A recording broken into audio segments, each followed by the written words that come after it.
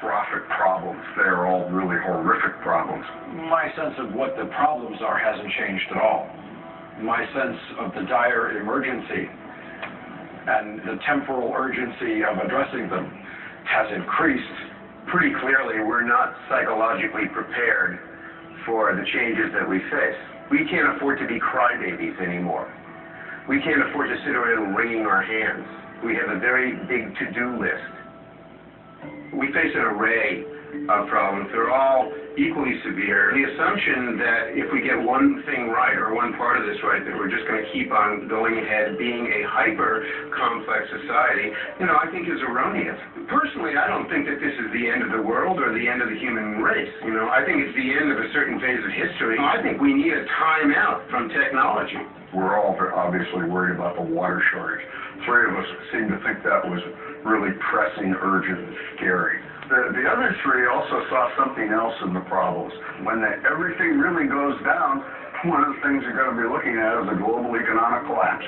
And money itself becomes a problem. I think the American financial system is completely unsustainable at these levels. We should all strive to be less wasteful, but our economic system is kind of based on waste. In terms of solutions, I think one solution that we all agreed on, we thought was paramount, was relocalization, decentralization. We pointed out that the average meal comes from 1,400 miles away. What you're looking at, if society breaks down, you're looking at mass famine. We are hopelessly too dependent on power grids, telecommunication grids, which are, in times of societal breakdown, we could well lose. What we're finding out is that the way we're going to have to live is the way we should have been living all along anyway, and in a way that's probably much more fulfilling from an emotional and spiritual and psychological and the standpoint of human interaction. I think it's going to be much more rewarding. I don't see it as all suffering by any means. We have to be more self-sufficient. We can't rely on stuff to protect us that's thousands of miles away. In times of really great oppression, you need to band together. You need to help each other. You need to sacrifice for your friends, because at a certain point they're going to have to sacrifice for you. If we could somehow learn to work together, and we could come to see humanity as one community, probably nothing is impossible then. But as long as, it's us against them, the in-group and the out-group, that kind of thinking is the road to perdition. In many respects, I thought I met my match, right? These guys were smart, really on top of their field, and amongst the best in the world in what they do. Part of the shock effect of this meeting, this circle of six guys, was this big question mark that arose. So I have burned into my brain now this question: what if the lights go out? I will tell you one more solution that I think is really great. We're talking about these things. If nobody talks about these things, nothing happens. And quite frankly, the kind of public discourse I've heard is a deafening silence. We are the one species on the planet that will run into a burning fire to save a complete stranger. We're the one species on the planet that will organize our community to help a community on the other side of the world that we may never visit. We're the one species on the planet that has the compassion to make sacrifices to help another species. And that's why what Martin Luther King said is so important.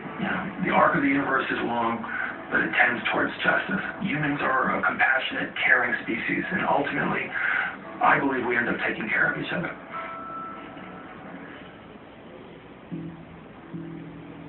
These men have reached an uneasy consensus.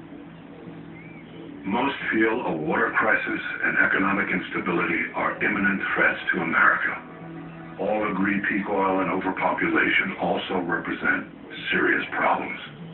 Nuclear terrorism remains a possibility too terrible to consider, and the issues posed by the development of artificial intelligence seem relatively distant.